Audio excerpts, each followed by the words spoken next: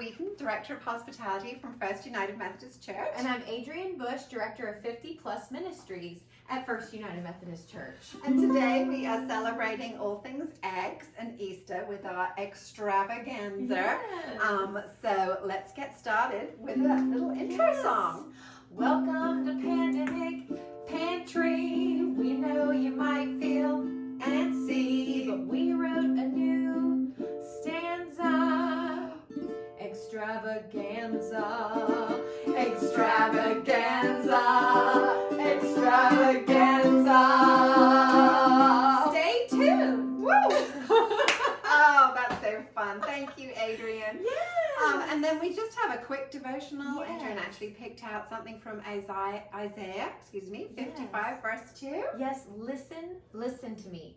Eat what is good, and you will delight in the richest of fare. Yummy. Well, that couldn't be more appropriate for today. I know. Great for the season. And cooking today, we are going to be making lots of foods that have got Easter symbolism in them, and we'll explain some of that as we go along. So we're making an Italian Easter bread. We're going to do a wreath, and we're going to do some individual presentations that you can use on your Easter table. We are dyeing eggs too to go in those. So that's really fun. It's beautiful. Really fun. Then we're going to do Easter brownies. Just throw all your calories points, to the window. They are, yes, ooey gooey, delicious. and covered in chocolate eggs. So yummy, yummy. We're doing a delicious deviled eggs, just a nod to those southern traditions that everybody loves at a party. We've got a flower pot brownie, so actually cooking in a flower pot, it's a little springtime happiness, and we'll show you some ways to interpret that recipe and make that your own. And then last but not least, we're going to do an English hot cross bun. So good. And we're actually going to do a chocolate and orange hot cross bun.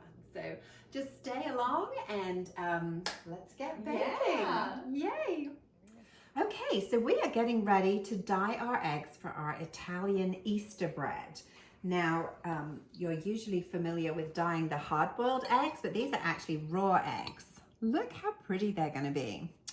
So we just have cool water, a squirt of vinegar, and I'm just using just little food colorings that I had in the cupboard. So we're doing a blue one in there. As you can tell, we're doing pink. So I have that on my hands.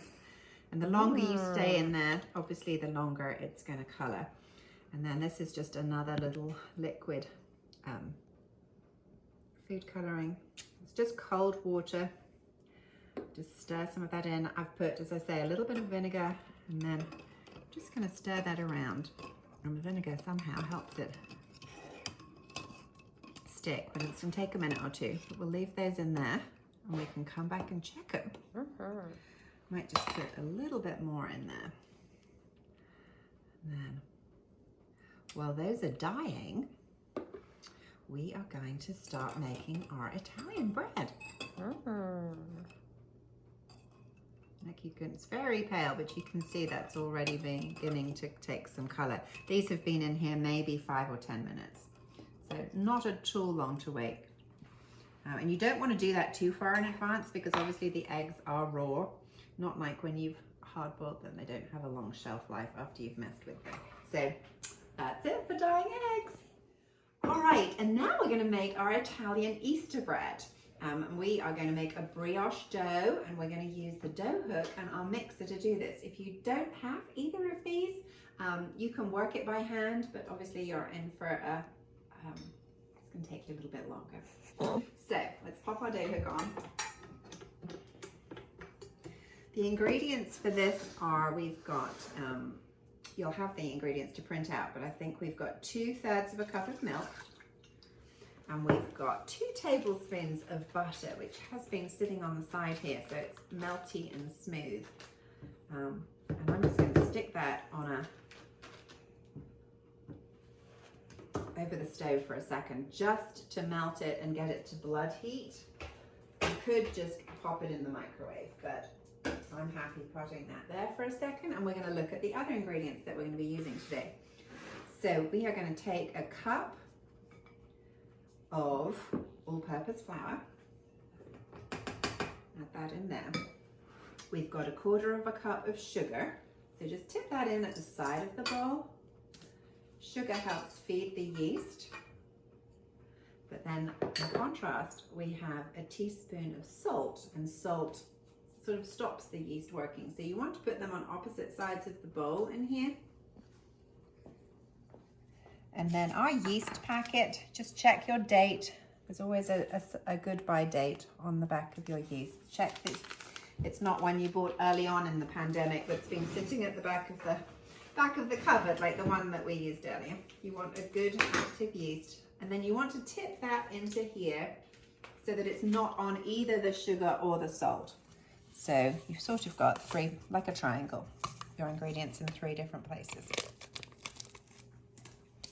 Okay, so as you can see, our milk has warmed and our butter is melted, and I can still touch the bottom of the pan. It's not super hot.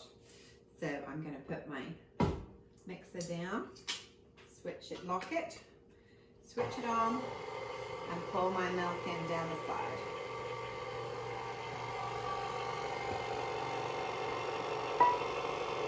The recipe says to stir this. Let's see, it says to give this about 125 strokes if you were doing it by hand. So I think we can just guesstimate that for a minute.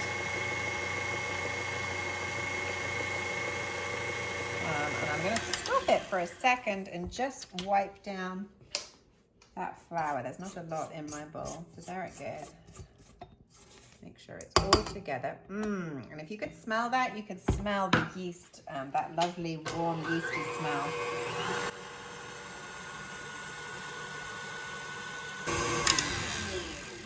And you can see that's quite a wet dough. It tells me to add another 1/2 cup of flour. So I'm going to stir that in, and then to add my 2 eggs.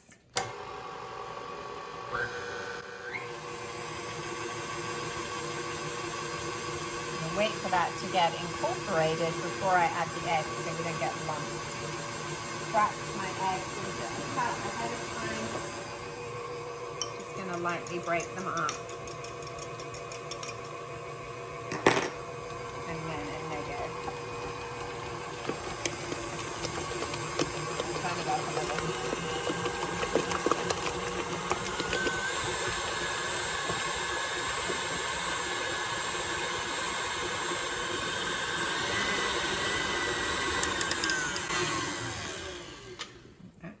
Put a little bit more flour in there because there we go. So we've got about 2 cups of flour in there now. And we are just going to let it do its thing. So this is going to keep going for approximately 10 minutes, but we will check back in periodically so you can see how it's doing.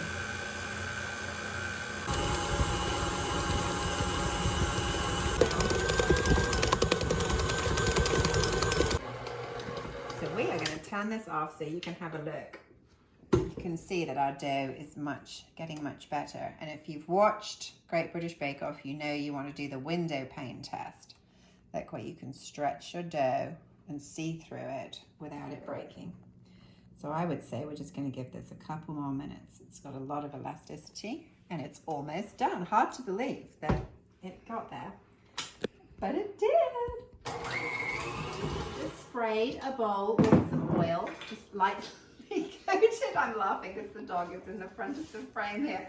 So we've sprayed it, we lift our dough out. It is still sticky, but that's okay. We're going to pop it into the bowl, flip it one time, and then I'm just going to cover that closely, or tightly I should say, with my saran wrap, my cling film. There it goes. And I like to write the time on it that I put it in. So for us right now, that's it. And I'm just going to leave that to one side for about an hour to double in size. And then once it's doubled in size, dun dun dun, you're going to have something that looks like this. So Adrian and I are going to knock this down, and I'll show you what that means in a second. And we're going to start to braid it into our wreath and then place our dyed eggs inside. I'm so excited. Making bread. Black was obviously a good choice for flour. Okay.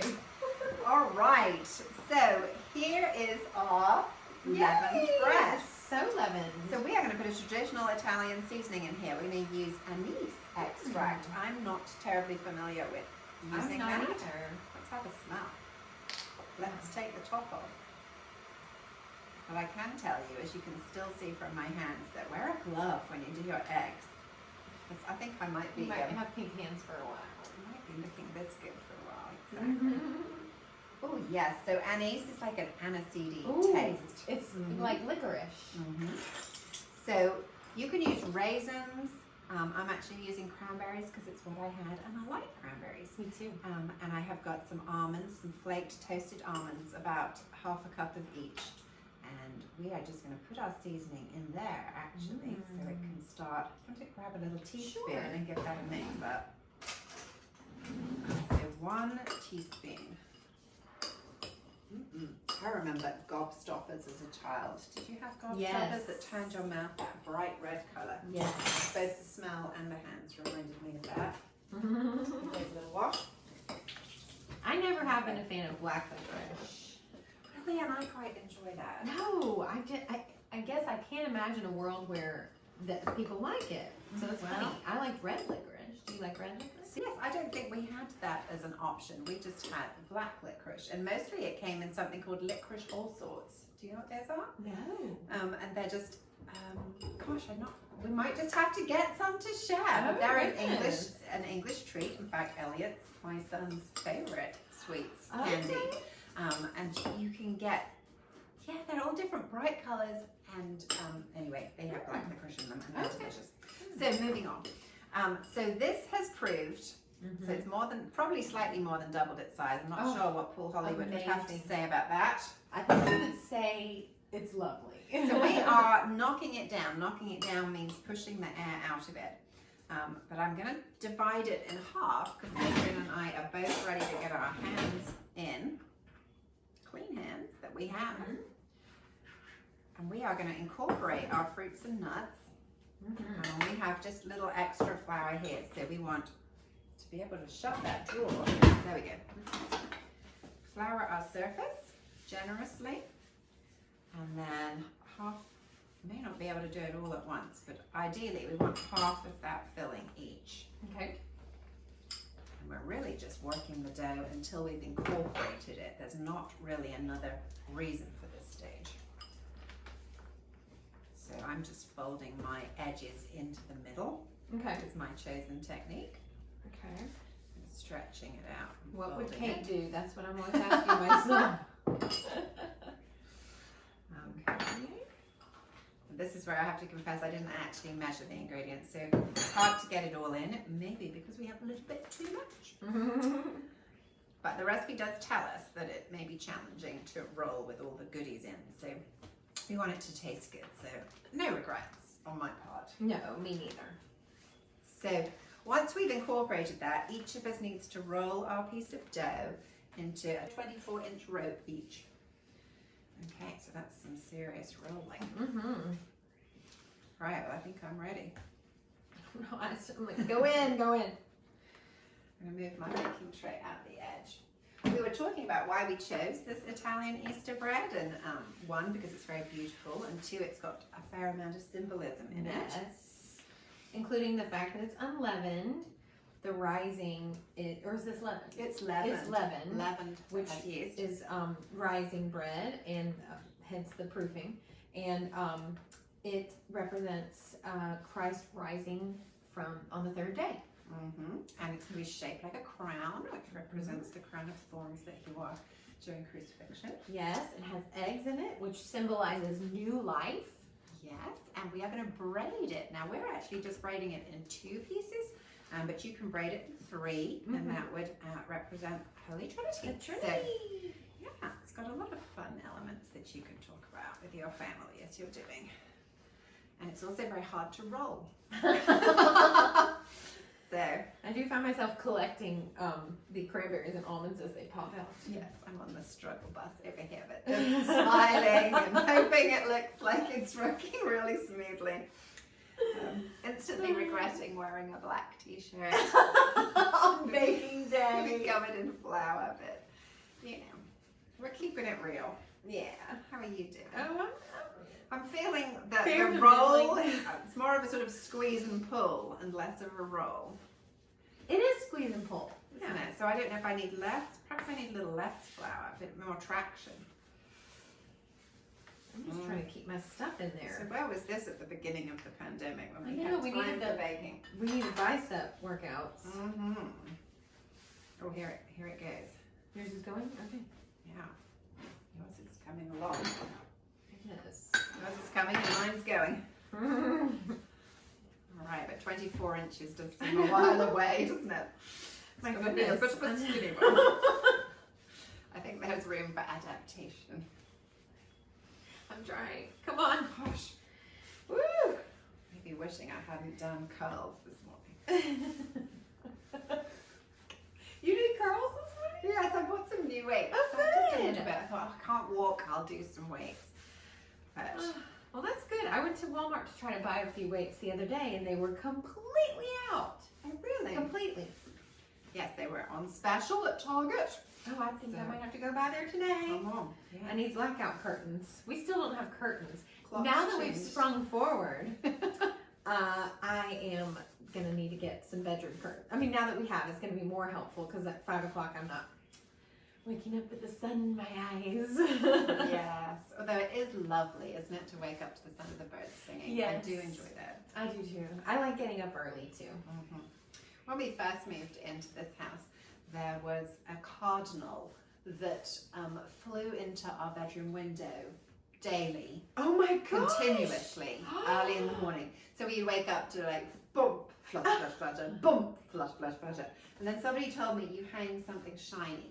Oh. And I guess eventually he just moved on with his life. But for several weeks, that was what we woke up to. He So just we thought he have was going to be moved. able to get in that inside, I guess. It's like, we must be in the country. You have really clean windows, I guess. We are not for long. That's me on the inside going, go away. Okay. I know that's not close. I'm just wondering how far away I Oh, same. am. Okay, so that's actually 14 inches, just to give us a rough idea of where we're headed. And you're somewhere similar to that. Mm. So yes, all talk amongst yourselves. Mm-hmm. And we'll just, I wouldn't say rolling. It's not like rolling. very Yeah, well. because when I roll, I lose my ingredients. It doesn't. It's like it's slipping. Need some tips. Paul, where are you? Paul Hollywood. Yeah.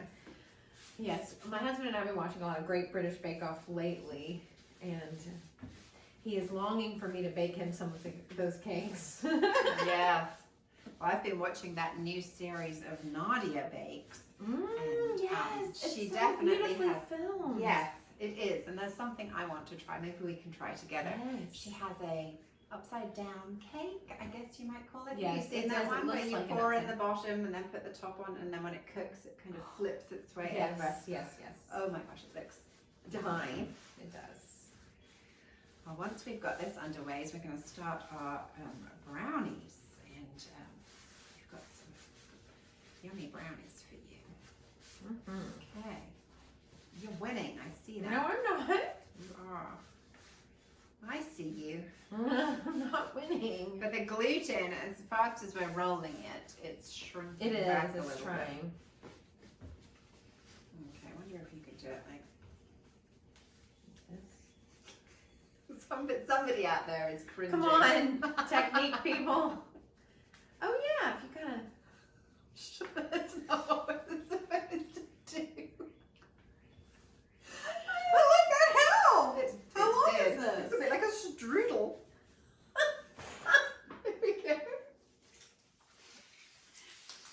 Okay. It'll all be worth it. How long? 26? 24. 24. Close.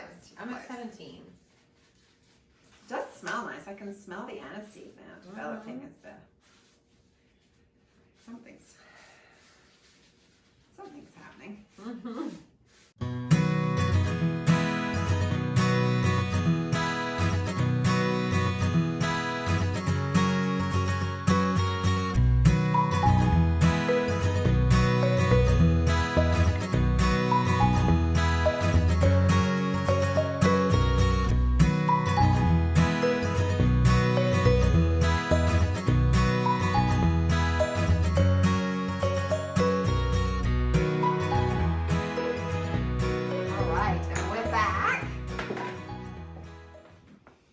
To braid it.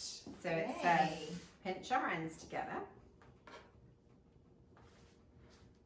And braiding would perhaps not be quite there. Twist it together. I'm going to hold that end still and try and amalgamate the two. Look at that! Yes, a bit of a two-man job. It is. Two-woman job. And then we're going to twist him round into a circle and pop him on our baking tray. And we've just got one of those silicone mats at the bottom. It tells me to pinch that together. Sometimes to stick dough on dough, if you wet it a little bit, that will help it, just like you would with pastry. It will help it to stick together. All right. Nice. We're going to put an egg right there. You won't be able to see that funny bit. Yeah. All right, so we are going to let that rise. I think that's a bit soon to poke our eggs into it. Yes. I'm going to double check though. It says, yeah, and then let it rise. So we're going to let that rise and come back and check on it in a little bit. So off it goes. Okay, so now the moment. This has been sitting on the side. I have peeked at it. She's not squealed and I get to look at it now. Ready, steady. Oh my gosh! Oh my gosh! So it's puffed right up. I would say that that's doubled in size. It's very exciting. It So- is. Oh, but I'm going to remelt the butter. Remelt the butter. Like ice skating with her brush. And I'm going to stand here and tell And we you. can say that we have the oven Yes. turned on to 350 degrees, and we are going to brush it with butter and then slide it in and bake it for 35 minutes. So here we go. It's going to be good. One of our other service opportunities for the Great 50 Days is writing letters to veterans. So if that's something that you're interested in, our trusty friend Skip Dotherow has been helping me on that, and he has been awesome, and so we're super excited to present that to the congregation as a service opportunity. As you know, veterans, this could really brighten their days. So Yes, that's a lovely thing to do. yeah. And do people, they just pick them, they can use their own stationery? Do they have You to can write use your own anything? stationery, or the church can provide it to you. We will be providing envelopes and, of course, the mailing labels. So all you need to do is, there will be instructions on this, but you're going to email Sydney Carol Barnhart, and then she is going to connect you with your veteran, with the labels and the stationery if you need it. That's fantastic. I'm going to nestle that back in there. That little cheeky chap. Okay. So remember, these eggs were raw, so they're going to bake in their shells in the oven. Why does that sound so delicious? Doesn't that sound good? So, wish us luck. Oh, bye. Yay! So now, while that's proving, we are going to make delicious chocolate Easter time brownies. Very decadent treat. Yum. So we've got a 20 centimeter, so about an 8-inch square. I didn't have a tin, but we're going to just bake in this dish, and that will be fine. And Adrian is going to line it. Sometimes they're a little wider at the top than the bottom, so to get a good fit, she's going to measure the width and just do 2 strips of paper that go crisscross to go down inside it. And while she's doing that, I'm just going to cut my butter. We translated this recipe, so they're slightly odd quantities, but we're going to use 6.5 ounces of butter. And I'm just adding that to 6.5 ounces of dark chocolate. And then I am going to step off screen for a second and microwave that. You could melt it together over a pan of warm water, whatever you're more confident doing. So 4 ounces obviously is 1 stick. And then I'm going to do half a stick for my 6. And then half it again, half it again, half it again. There we go. So my little tiny extra piece of butter. Just cut that in. Now, should I cut this so it's just a square? No, that's perfect That's because okay. you really Okay. want to be able to lift it out. So I'm going to do exactly the same to go the other way. Okay. And then we're going to help it stay in by spraying the pan with oil. So away to the microwave I go. Yes. And I just want to say that hopefully you're participating in the great 50 days that we have going on at the church. Is very exciting. We have all these different types of mission projects that you can participate in. There's so many service projects that you and your family could do, or what have you. I mean, I think there's something for everybody there. And our knitting group is actually doing 50 handmade items of comfort. And so if you wanted to knit a prayer shawl, or crochet, or if you wanted to do a cap for newborn babies, or a baby blanket, that's what we're doing for the In Stitches group, which has been super fun. Kate and I have each learned how to make a prayer shawl, and now we're learning how to knit the baby blanket. Yeah, so don't be intimidated if you're a novice knitter, or even if you just have a willingness to learn. It's super simple, and we're going to have a kind of support check-in every week for you. Yes. And if you've got questions, so you don't get stuck, and that we can kind of knit as a community together. So, yeah, I've got several people signed up that don't know how to knit. So we're excited. It's good. Very good. Okay, so this has just had 30-second blast in the microwave. Remember, when you're melting chocolate and butter, you don't want to leave it in there until it's melted, because that won't happen. It will just all freeze up. So you stop ahead of the game, and then you want to just stir. And the heat of the bowl will just take it to where it wants to be. So how about we switch? You have a bit of a stir. It may just need another 10 seconds. That looks beautiful.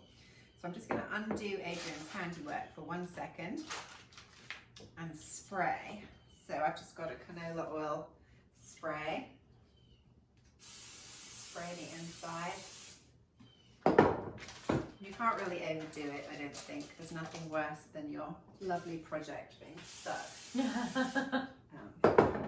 And also that just helps the paper stop slipping, so that as you're putting your nice mixture in, and push it all the way down into the corners so you don't get ugly corners. You want a nice sharp corner. And spray again.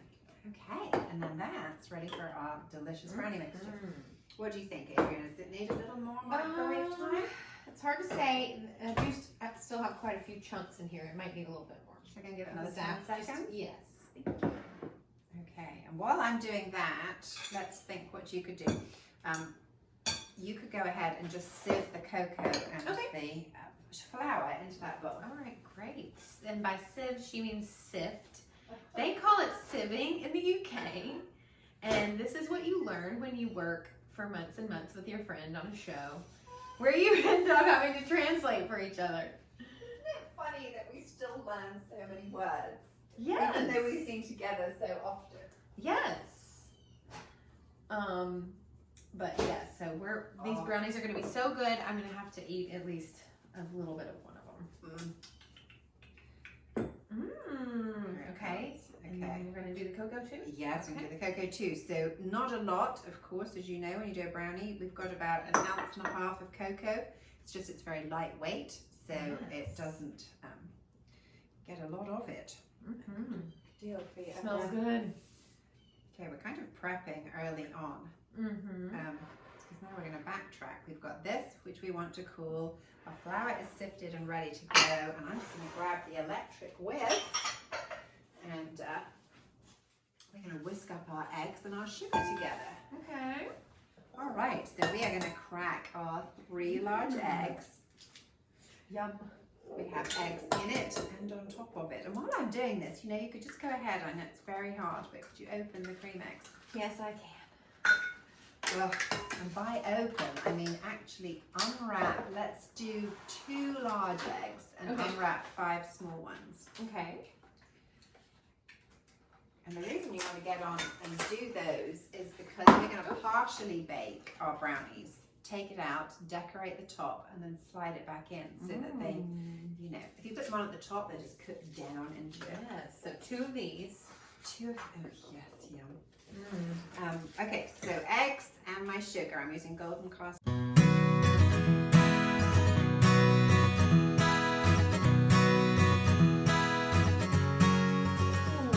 then the other job in preparation, after you do those, is to grab, you know, a small handful of those other eggs. Those are the little Cadbury's mini chocolate eggs. Pop them in here, and then you could use a rolling pin from the back. You want to just lightly crush. Okay. So you can still sort of like crack eggs.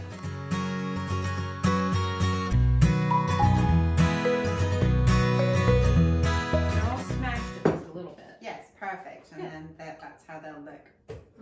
Kind of natural, au naturel on top of our cake.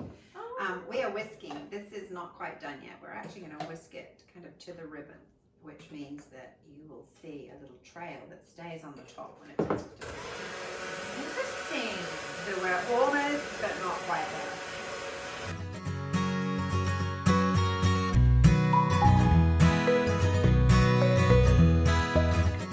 Okay, we're going to pause whisking for a second because we need to nestle our eggs into our bread. So Adrian's going to bring that forward. And there's Easter eggs that we had showed you how to dye. It says to use 5 of them. So blue and pink. Blue and pink reminds me we had a gender reveal party this weekend for my eldest son and his wife, so Henry and Natasha. Yes. So blue or pink? It was pink! So my second granddaughter, and I'm so excited. Yes. Okay, so it says just to pull this apart and to nestle our eggs in. Oh. Okay. Whoa, and I did say you should do that. Yes, you did. So go ahead. Okay. And then it will hopefully grow up around it. This is so neat. I don't want to break an egg or mess up. This is nestly enough, isn't it? Is it though? Yes, probably pull it. Be vicious. And pull Use it. the braids to wrap it Yes, around. like here, and let's make this like a pocket. There we go. Okay. What do we need? Blue? Okay. Whatever you like. And what, another green one maybe? We need 5. We'll just stick that one down in there. Green. Yes.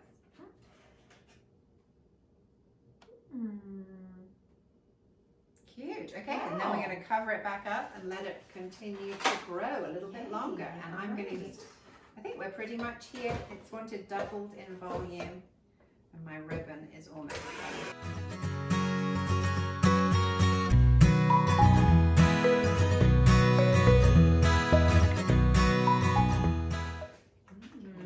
This is a new whisk, but I have to say, KitchenAid, I don't love it. It's a little slow. Okay, so now to our plumped up mixture. We are going to stir in. And we don't need this sifter chocolate anymore, do we? We do not need the sieve. The sieve. What do you sieve? What do you use that word for? Do you sieve anything? I think Rocks to look for, you know. maybe we sieve rocks. I'm not sure, but I know that we sift in baking. That's a sifter. Different strokes for different countries. Yeah. All right, so there we go. Our chocolate is in. Almost in. Looks lovely. Oh, well, you can't see its little face now. We've got little bunny, but bunnies. Okay. And then you come. Okay. Floppity flop, just all in. There we go. No, I'm just gonna fold that in. So true brownie tradition. Lots of sugar, not much flour. Lots of sugar. There's no way of having a healthy brownie. You're either having a brownie or you're That's not. right. Which we've had to accept and grapple with. Put some days you just need Some days you need a brownie or a pizza. Last night, my husband and I got a salad and pizza. I ate a lot of salad. I ate 2 little pieces of pizza. But it hit the spot. It did. It was delicious, and I have no regrets. So that's our new motto, no regrets. Okay, so do you want to hold that for me, which is actually more important than it sounds. Flat, and then we just pop that in. My goodness. We can't lick the bowl. Well, not on camera at least. Actually, having said we have these sweet spatulas, they are sweet, they're not very flexible. Haven't got a lot of give. Hold on, we're going to upgrade. Getting a flexible spatula. Look, no one, that's like a whole portion. Yes, it is. Look, that's quite a difference. Yes, it is. There we go. Yay. And then we can slide that. We've got our bottom oven set for 350 degrees. We're going to set a timer for 20 minutes and we'll be right back to show you what to do. So we're cutting these in half while our brownies are in the oven. Just the best we can. So that when we lie them on the top, oh my goodness. One for me, one for the cake. So we're just going to have an assortment of deliciousness, and as we cut it into the squares, you know, there'll be something for everybody. Not everyone will fight, hopefully, over just the big egg. There we go. Let's sit those. Yes, you don't want them straight out the fridge, I can tell you that, because they're quite hard to cut. All right, so we're ready and just waiting on the timer. Ooh. Oh my goodness. So we've had our 20 minutes. Here it comes. Mostly done, but it is still a little wobbly and nice and dense. So we want to arrange these, oh my, just any which way on the top. We're going to put our crushed eggs in between. Look, just no wrong answers on how to do this. And if you're, you know, a Reese's peanut butter person, you could use any eggs. I do think the coloured shells are attractive. You want to put some. You know, nobody wants to be the person that didn't get an egg on the top of theirs. We are just... Look at that. And then this is just going to slide back in the oven for just a generous 5 minutes, I think. There. Oh, I would say there's a little something for everybody. So back it goes for 5 more minutes. And it goes. And I must say, I would think that's been 5 minutes. Let's set this for 35. Going. Once. Let's set it for 30 and then check it. And then I should think this has had its magic extra 5 minutes. Ooh. So let's have a little look at our melty brownies. Oh my gosh. So really that has just allowed them to be glued to the top, really. Oh look, it's still got a little jiggle. Oh my gosh. So we now need to just let that cool, as hard as that is. Not touch it. And then we'll come back to you and show you how to cut it. So we're going to slide that to one side. And we actually have a second Italian bread dough that we're going to make into some smaller wreaths. So we're going to have a go at that while this is cooling. Gosh, that looks amazing. I can't look at it. I know, right? Yum. So you watched us make that dough before. There it is. We put it in at 11:41. So, well, our time. So it's had about an hour and 20 minutes. And you can see that that is beautifully doubled. Yes. Let's flour our surface and we're going to divide it into 4 lumps. 4 lumps. Well, let's just do it. All right, tip. Go, buddy, go. Whoa, that is beautiful. Even more beautiful. Yes. We're just going to go straight in with our, let's just flour this a little bit. Chunk. Mm. Look at that. Mm-hmm. Chunk. Beautiful. Oh, it's so fluffy. Yes, doesn't that feel different actually to Yes. the last one? So, let me think about that. So just give it a little knead. And then each one of these is going to be a little braid. So, I guess we're going to cut these into two. Okay. We can do what we did before, or you can cut it into three if you'd rather do. I'm going to try one of each. One is a third. Okay. Perhaps you want a third that one.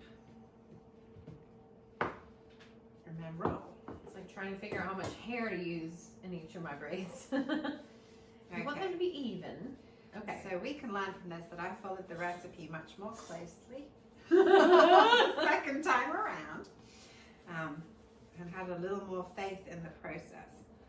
So sometimes that's just what we need. And I told Kate, I'm not in danger of not following a recipe. I mean, I'm staring at the thing the whole time. She's a lot more brave than I am. It's like, let's just add it. So don't add too much more flour. You know, you just have to believe that it will come together. Yes. And how long are we going for on these? Okay, so we actually have under here, we rolled out, look, some sweet little Oh, individual ones. So these are Adrian's and these are mine. So this was our second brioche dough. So we have done some of them with 2 strips, some with 3. Yes. And I think they were about 6 to 8 inches yes, long. I would say. Mm-hmm. Pinch the And ends. the dough was a little bit easier to work with this time. Yes, we were saying if you follow the directions exactly, which I didn't in my first one, I think that's why it was harder for it to roll for us. I had put a little too much It kept flour snapping back. in. Is that? But this one was perfect. So we are now going to pop them under here and let them rise until they're doubled in size. Those would be good place settings. Yes, they're really beautiful actually. Yes, we had talked about that. So if you lay your table, you'll see when they're done. You can put one in each place and people can just enjoy that with their appetizer.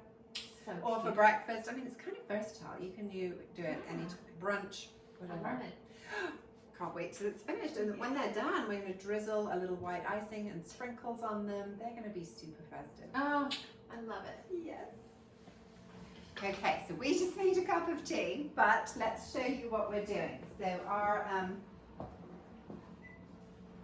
little ones, look, have proved to double in size. No, and note just things that we're learning as we're doing this is, you know, just to be a little careful with our colouring as you put it in, because it obviously does stain everything it touches. But we're going to, as I said before, we're going to be drizzling this pretty white icing and sprinkles over the top, so I don't think it's going to be a problem. So we're going to slide these in the oven for about 20 minutes. 20 minutes. 20 minutes, again, 350 degrees. In they go. Oh my goodness. Okay, let's go This looks try. so pretty. So we've got some confectioner's sugar. I've just got maybe a cup of confectioner's sugar. I'm just going to slide this under here for slightly quicker cleanup. Look how pretty they turned They out. are beautiful. They're so colorful. So we just have milk, just a tablespoon of milk, a little bit more maybe, and icing sugar. You can just kind of guesstimate, and a little bit of vanilla. And so we're drizzling. I'm going to do the big one, and then we're putting Easter sprinkles on. So Yum. I like the big one, although it will benefit from a little decoration.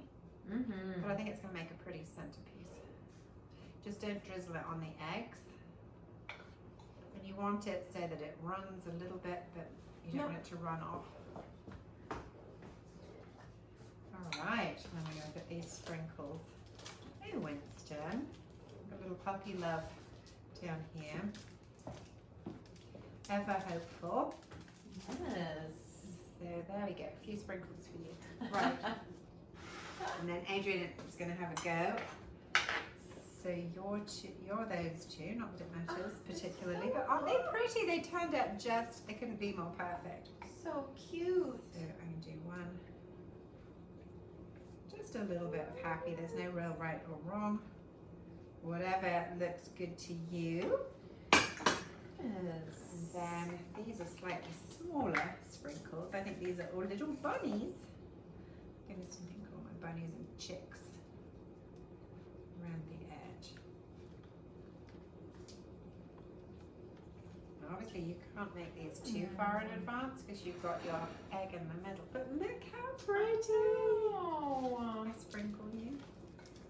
Do you want to do the other two? Or another one? I'm running out of the glaze. Oh, you can will it to work. Yes. Failing which. Yes, perhaps I can always make a bit more. Oh, there it goes. Oopsie. No, Not as good at glazing as Kate.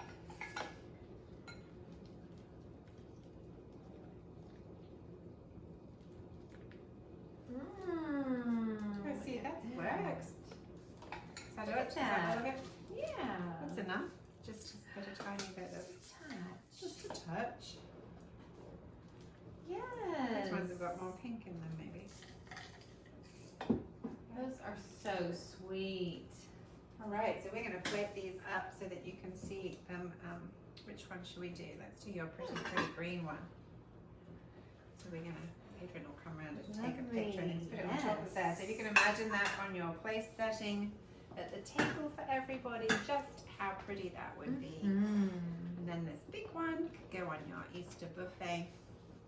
Let's move the stickiness away, Winston. We will. Winston's had a bit of a haircut. It is still Winston if you don't recognize him. He doesn't look like the same dog, but he is. His personality is just the same. But yes, perhaps he's had a little more than we would have liked taken off, but we learned something. Yes. Okay, so that's still a little bit sticky, but there is They're our pretty so Easter sweet. bread. Isn't that lovely? And you could, I don't know what else you could do. You could put a little posy of pansies in the middle, or really just sit that on the table. So I am excited to tuck into that. And I can't wait to try it. No, let me get a little closer. Our brownies are still chilling, but those are going to be the next thing that we're going to take care of.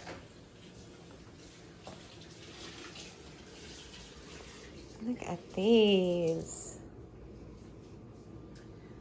Yeah, so those were all, and then we did do some, you might like to look at these while we are here. We did some Easter eggs that we dyed naturally. So these ones have been dyed with onion skins. And, you know, the Greek Easter eggs are traditionally red, but this was a Greek, it was under a Greek website for how to make a more organic Greek Easter egg. So I have a challenge for Adrian. I challenge you to the great Easter egg contest. Okay. So come and join me and I'll tell you a bit more. All right, so Greek Easter is at the beginning of May, but these Easter eggs just were fun when we were researching as we're doing our Eggstravaganza. So I'm going to give you that one. Okay. And it said that they dye them red to symbolize the blood of Christ shed on the cross. That they're You want me to try to get that from him? naughty doggy. No, Okay, that okay. they represent the stone that was Yes. rolled away from the front of the tomb, and then cracking them, of course, represents new life and resurrection. So they have a little fun game in their traditions where you try and tap each other's eggs. In England, that would be conkers.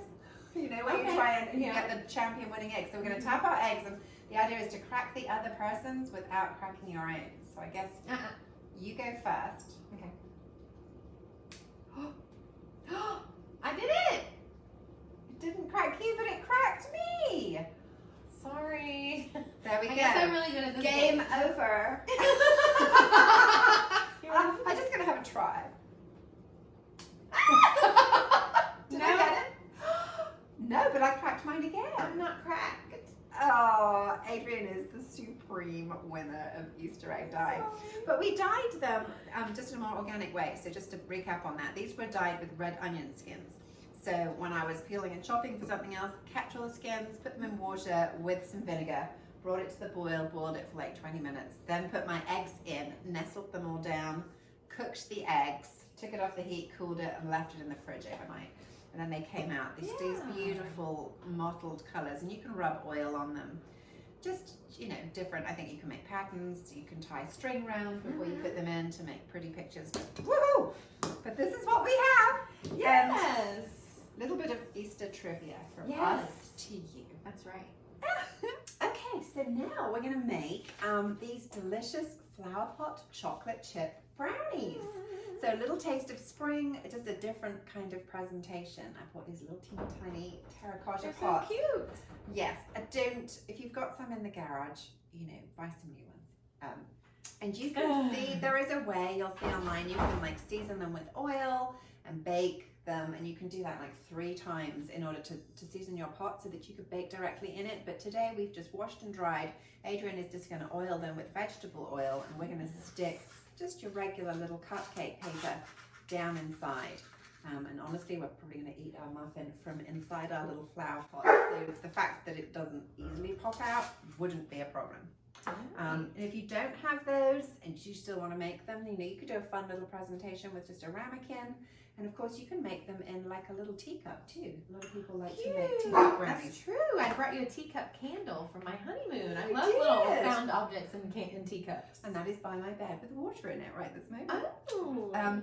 Okay, so we've got just plain flour. I used an unbleached flour, so that's just going in there. We've got 4.5 ounces. We've got just some cocoa powder. We have a dog who's woofing in the hallway. And we have a teaspoonful of baking powder. So that's going to go in there too. Just going to mix those around. These are just super, super easy. We've got, I'm using a golden caster sugar. I have to double check with our recipe, but we'll have the recipe at the bottom for you. But I think we've got about 3.5 ounces of sugar. So that's going in. Let's give that a little stir. So all our dry ingredients combined in the bowl. We have 1 egg, and I have 100 milliliters of, which is about 4 ounces of milk. I'm going to whisk my egg, tip it in my milk, and then really just quickly combine that in there. Sweet. I'm trying to cover these in oil. They do soak it up quite well. Am I going all the way down with these? Yes, just the best you can so that the mixture prep stays in rather than going around the inside. And I'll help you in a second. Okay. So you want to combine that. Lumpy's okay, you know, for muffins. Lumpy muffins are fine. Lumpy muffins are fine. And then we're going to stir in chocolate chips, but not these ones. Or is it these ones? And the reason I'm looking is we bought some of those new like disco chocolate chips that have the glitter in them, and we were going to try and use those to decorate the top. And I was just second guessing myself, but these are regular, so these are 2 ounces of chocolate chips. Which is just going to go in there.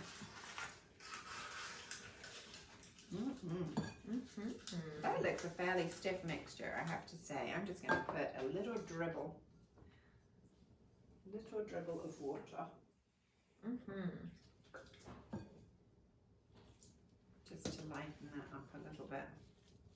And what's the difference if you were brownies versus muffins? Like, what's the consistency change there? You probably got more chocolate in a muffin. I mean, a muffin is lighter, and then a brownie is like that dense, heavy chocolate. You got a lot more sugar and a lot more chocolate. Muffins typically bigger. And a tiny bit of flour. Here we've got more flour as our base. Okay. Yeah. Interesting. Just So curious. it was as quick as that. Yay. So I am going to start. I think this may not be as quick as I would like it, putting the stuff in here, but we're going to just use our little teaspoon and wash my hands. I think clean finger will be the easiest way to do it. Now some of these, the oil really likes to soak in, and some not as much. Yes, and I think that's why, you know, they encourage you to season your pots ahead of time, because that terracotta is so porous. Yes. That it does do that. But we're going to hope that it's doing something. Oh yes, it is, I'm sure. And it says it will make about 10 of these. So. Oh, look how cute. Oh, that looks delicious. Sometimes sometimes we've practiced ahead of time when we do this, and sometimes we wing it. And today is a wing it day. Yes. Looks like a solid recipe. Which is far more exciting than a practiced ahead day, isn't it? Yes, yes. It adds a certain je ne sais quoi pas. Certain sense of tension around here. Okay. Oh, now we're in Chewbacca mode. Oh, don't think I'm listening. So chocolate would be my first choice of flavour to do this, obviously, because you want it to kind of look like mud. Hello. Make me jump, Winston.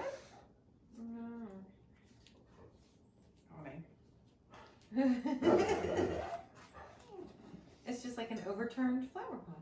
Outside. And then we're going to put some melted chocolate on the top, and I ordered some beautiful butterflies to decorate with, so I'm looking forward to popping these together. Yes, I feel like spring has sprung a little in our garden. I'm sure for you too. I planted bulbs for the first time this year.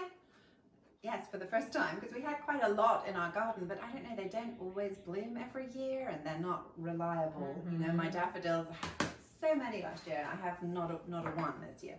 Aww. But now I have beautiful red tulips and orange tulips in our flower pots.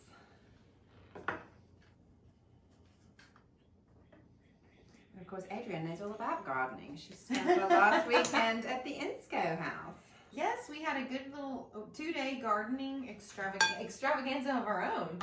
And I got a lot done. And if you drive past the property, you'll see. I am Yay! thinking that is it. So, These look great. We've got our oven set to 350.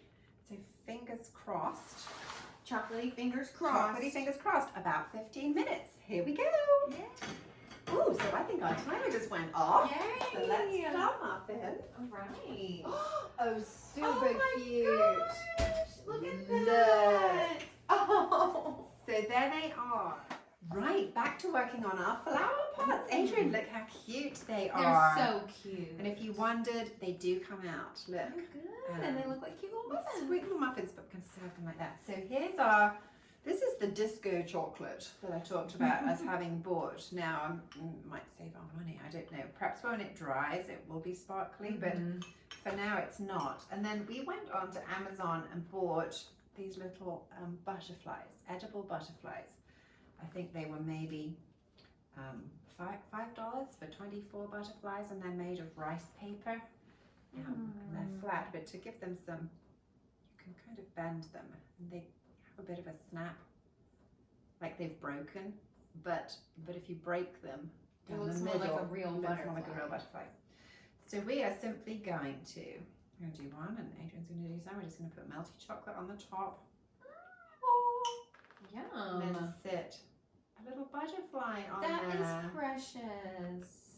And then we have our little chenille chickens. We have another chenille chicken.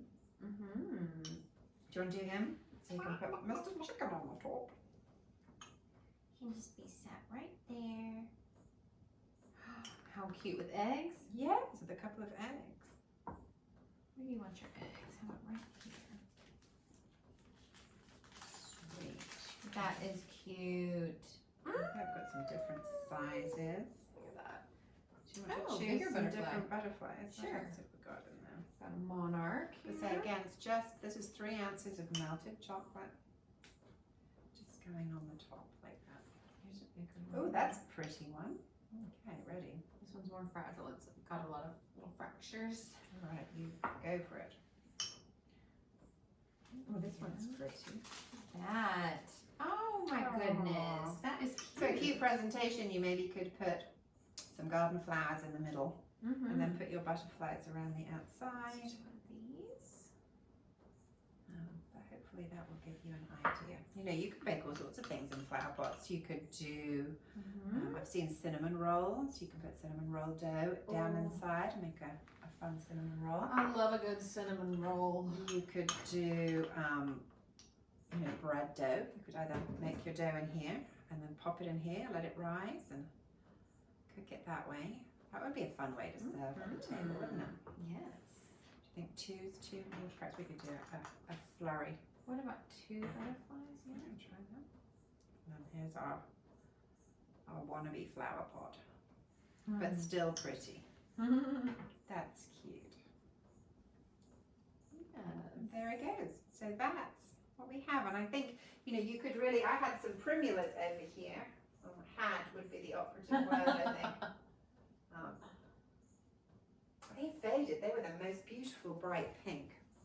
But, you know, you can add a little, if you want to get really creative, you could add a little garden flower to the top. You could just put a fresh pansy on the top. They're so cute. All would be, and you could even do that instead of, who shall we remove? Let's move you. You know, and just have a little flower on the top of your. So we'll let him So cute. alight over here. Yeah, I can land on the side. Those are really sweet. So that is just another fun spring idea to add to today's baking. Yay! All right, so while those are cooling, we are going to make dappled eggs. Yes. A good southern traditional favorite. So we've already hard-boiled our eggs. They've had about 10 minutes. And in fact, I've peeled them as well. And then Adrian is going to just cut them in half.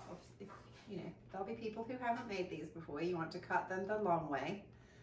And then we're going to scoop out the yolks from the middle. Scoopy scoop.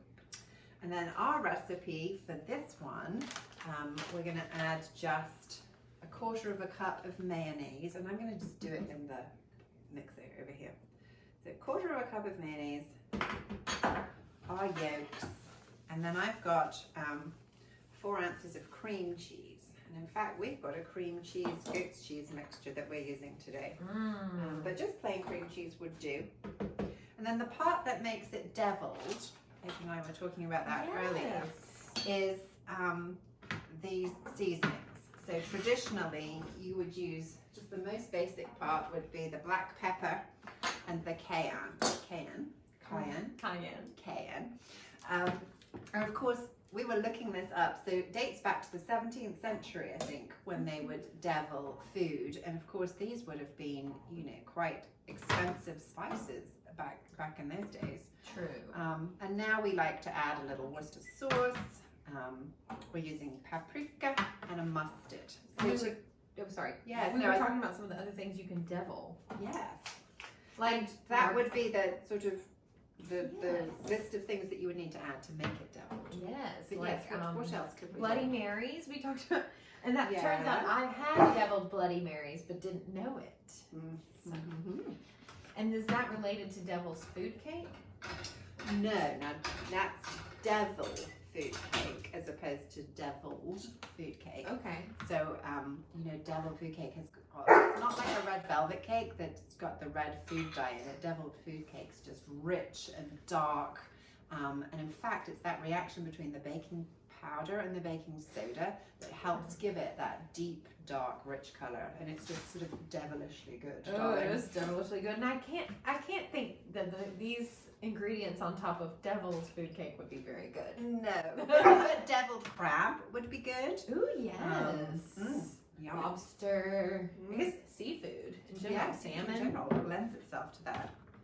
And I love that you've put that on there. But we are going to do just a little. I love what you've done there, but no. We had talked about buying some cress to go at the bottom, which you call alfalfa.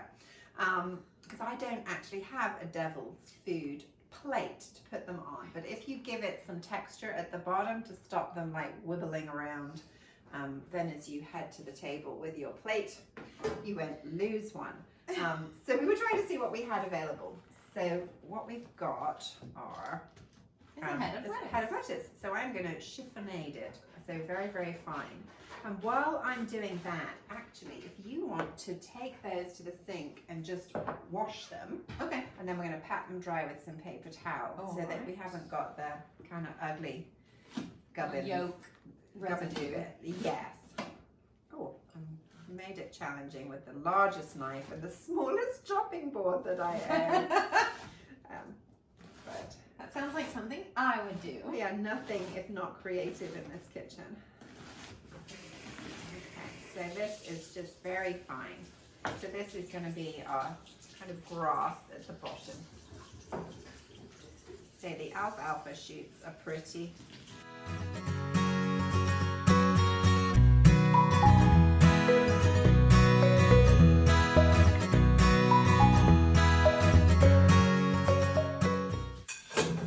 So while Adrian is finishing off with those, I'm just going to whiz up the filling that's going to go in here. So again, just to recap, we've got mayonnaise, our egg yolks, we've got cream cheese, we've used pepper, cayenne, a little pinch of paprika, splash of Worcester sauce, squeeze of mustard. You know, just that precise. And if you didn't want to get the mixer out, you could just use a fork to do it. But I want to pipe mine today, so I really do want it to be smooth. Here we go.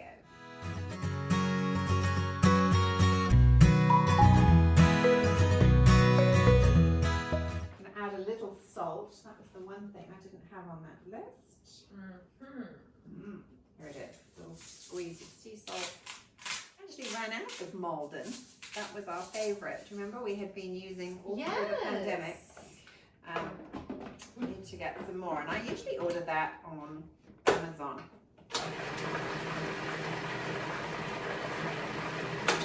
All right, fantastic. So there it is. Just pureed up. So I just have a star nozzle in my piping bag that I've folded over so I can put my hand inside to get that. Here's my bunny spatula. Oh, Get in the mood. okay. Thank you for doing that. Is that? Do you want more on there? No, I think that's good. Fine. If you want some of those, I might be able to trade out some uglies. If we have I might uglies. slightly rearrange, so we'll see how that goes. Okay. I have one more attractive one here one more evenly. I don't know. 'Cause the yolk was more in the center. They are going to look amazing Yes. either way. Yes. This smells tasty. That smelled quite nice. There we go. All right. So, just sitting them down in there and just go down and do a spiral. Beautiful. So just jazzes them up a little bit. My husband and I have been watching a lot of Great British Bake Off, and we've both said to each other at least once now, we need a piping bag. Oh yes, with that in your Easter basket. Yes, Winston agrees. And I personally, whenever I'm doing this, I would do a couple more eggs than I want to serve because I'm probably putting back in a generous amount. Look at that. These are so old-fashioned to me. But, I just love them though. They're so cute. They're they're timeless. always delicious. They're timeless. And who doesn't love a good deviled egg? Well, that's true. And we can probably just go, look, two more pretties. Cool. Bags, little air in there. And then these can be just they might just fit in the middle.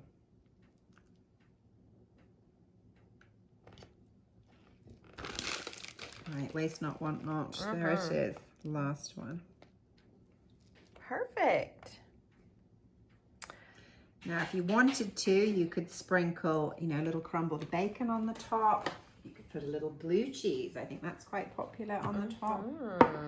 But we are going to just put good old-fashioned pinch of Pimento. yes.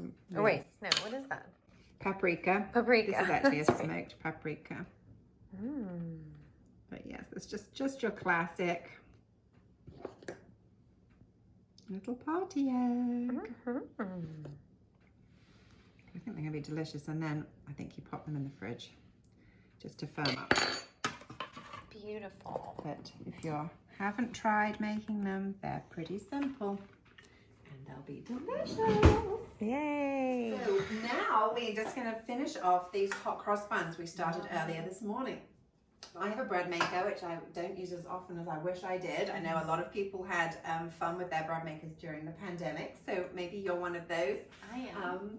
Yes, so we just used the raisin dough setting to make our hot cross buns. It tells you all that in the recipe. And instead of making a citrusy one, I've got orange zest in there, but we're going to add chocolate chips to ours. Ooh. Now, we've been busy cooking this morning. I think maybe it beeped when we weren't listening, but normally when it beeps, you tip your fruit in and then it finishes off the dough. Okay. So we're just going to incorporate our chocolate chips ourselves in a second. Traditionally, our hot cross buns have got citrus fruits in them, but they're really, I find them a little harder to find in your supermarket when it's not Christmas time. You know, the candied peel that you might use for a fruit cake Yes. is Is not. that like the candied ginger kind Well, of? kind of. It comes in that clear plastic tub and it has the glacé cherries in it sometimes too, and it's all sort of syrupy. Okay. So that's delicious in a hot cross bun. Mm-hmm. I made some the other day when we were practicing, and I used cranberries and what did I use? Cranberries and apricots. Ooh, that So- sounds good. So that was really good. Let's say the traditional is the citrus and raisin, but today we're having orange and chocolate chip. Yum. So yum yum. That'll be good too. So there's our yummy dough, and I think we'll do what. Orange. Yes, I think we'll do what Adrian and I did last time and divide and conquer. So I'm going to use a big knife. A big knife. Yes. Bring out the big guns. So you take that piece, Okay. and we're just going to incorporate our chocolate chips as we haven't. Just making So, a bowl. I've got about half. There's not really a right or wrong way to do that. Just the best we can under the circumstances. That's right. We're doing our very best. That's right. Give that a little shove. Now this is going to get a second proving, so it's lovely and squishy. But so it's going to make 12 hot cross buns. So we've got 2 giant ones right now. So I need to cut mine into 6, and as will you. Okay. So 6. We're not going to get the scales out. We're going to do just our best guesstimate. Paul Hollywood is not here. He is not here. There we go. And then we're going to roll them into individual little dough balls. So I would just bring my edges in Okay. from the outside just to make a smooth little ball. And then we're going to place them just a little ways apart so as they prove they join together. Oh, these aren't the same size. Here we go. I'm sure mine are not perfect, but We're doing our best. we're pinching it in from the outside, giving it a little roll and popping it on. Got to have something. It's fun to fight over who gets the largest I one. know. So we've got our oven on, and our oven is at, it's quite hot I think, we've got our oven at 425. Okay. Okay, I'm just trying to compare these sizes. This one has a lot of, it's mainly chocolate chips in there. Yes, Okay. maybe don't squeeze them, squeeze them, squeeze them. Okay. There's a little flour for you. Just make sure. And poke back in those escapey I know. chocolate chips. This is a little like when we do the Italian bread. Trying to keep all those lovely nuts inside there. I'm gonna be able to tell which ones are mine and which ones are Kate's. Look at that. It's so Okay. ugly. I might have to help you just a tiny bit because you Please need a help me. smooth top. So look. So yes, that's good, but it needs to be that way up. Okay. Okay. And just give him a little round and round. So put him down and just lightly pull your edges to the middle. He doesn't need quite so much love. Okay. And that's, gosh, this one looks like a Dalek from Doctor Who. Mm-hmm. So many chocolate chips in it. It's going to be a good one. Okay. That's it. A mommy one and a daddy one and a baby one. I know they're definitely not uniform. Perhaps we'll put the littler ones on the towards the middle, so they little protection. There we go. That's better. You know why yours are not all the same size? I'm not good at cutting. She did 7. Oh Lord.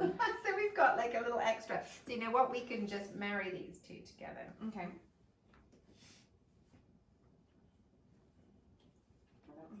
That makes sense as to why you were struggling there just for a second. So hello, hot cross bun. Now we have a whopping great grandpa bun. Grandpa There bun. he is, look. Yes. Oh, but easy fix. Okay, so now an oiled piece of cling film over the top. That would work. We're just going to put a fresh, clean tea towel on there. Okay. Yes. And why are they called hot cross buns?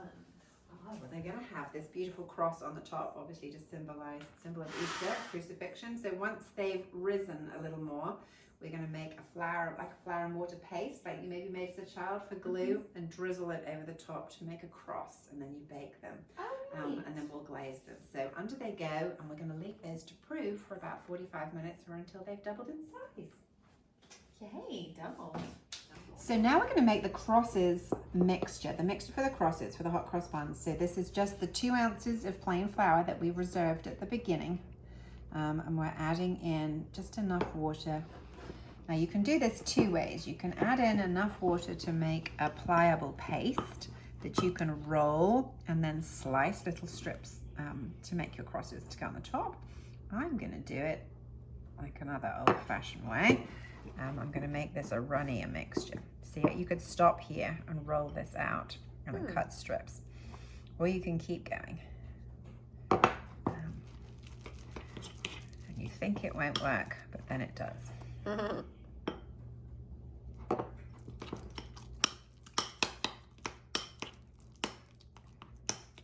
Don't know, did you used to use it like this as a child for when we didn't have glue and we'd make a project, or we'd do papier mâché or paper mâché, as you would call it. We would use this mixture.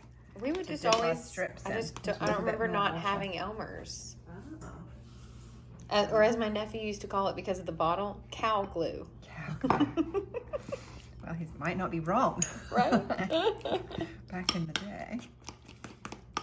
No, we used to use this for a variety of projects. I guess if you don't have glue, this works just great. All right, so that's almost. It looks kind of lumpy, doesn't it? And that's because it is kind of lumpy. Okay. Now you can put that in a piping bag, or if you don't have a piping bag handy, I'm just going to tip mine into a little sandwich bag.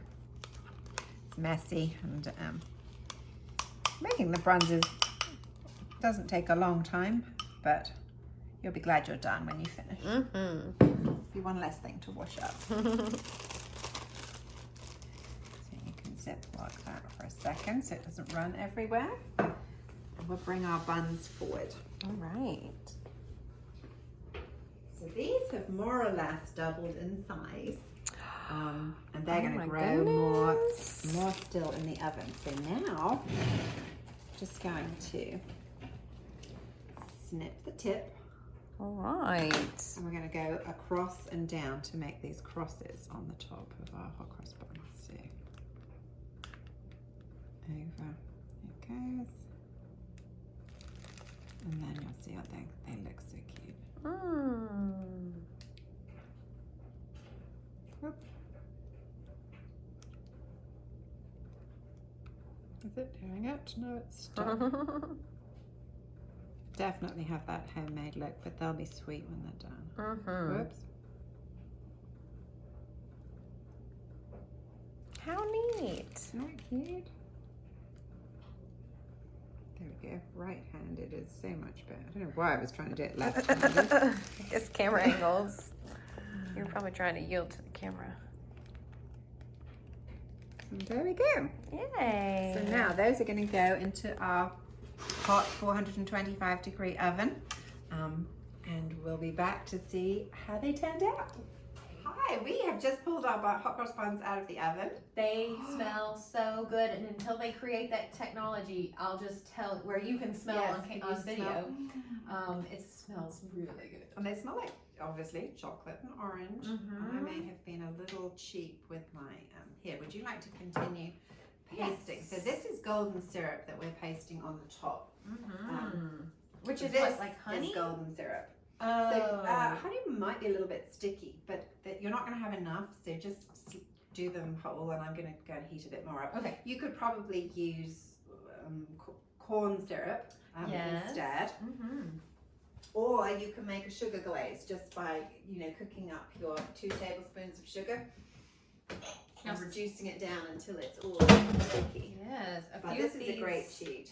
Have decided to start a hot cross bun family. It's the mom and dad and grandpa and the baby that we talked about before. Okay, But, so I'm going to pop this They've little bit. joined together. Hot cross buns, they look great. They look so great. beautiful. And they really did just take that 15 minutes of cooking. That was exactly right.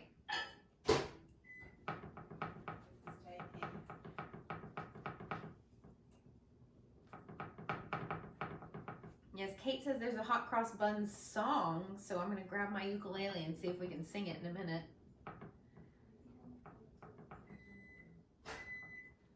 Look at that! There is a Hot Cross Buns song, and this is how I remember it going. It goes, hot cross buns, 1 a penny, 2 a penny, hot cross buns. If you have no daughters, give them to your sons. 1 a penny, 2 a penny, hot cross buns. And I'm not sure if there's another verse, Cute. but that's just it. Yes. So this is our the supermarkets, for us. He are might need full like a of bonus these. brush. Oh, he needs a bonus brush, look. And they are the most delicious. Now you can freeze them, but I would wait and glaze them once they come out the freezer. Oh, okay. Delicious. Once they've cooled a little bit, we'll just pull one open, a knob of just fresh butter on the top would be delicious. Yum! And then should they not all be gone today, if in a day or two you've got a slightly stale one left, you just split it and pop it in the toaster. Oh my gosh. Oh my Delicious. gosh. Yum! They are They're lovely. So we've made several treats today. We've filmed ahead, so not everything is all in one place to show you, but we've got some photographs. Hot cross buns. I hope you enjoyed them. Yay! Well, we are going to hop along now. But I'm so glad you joined us. Hopefully that you will come and join us at church. We have many services over the Easter period, all of the details for which are on our website and Facebook page. Yes. But in the meantime, Thanks for joining us for Eggstravaganza. Okay. And Go ahead. And thanks for joining us for Eggstravaganza. Extravaganza. Extravaganza. Woohoo! Bye. So funny. Bye.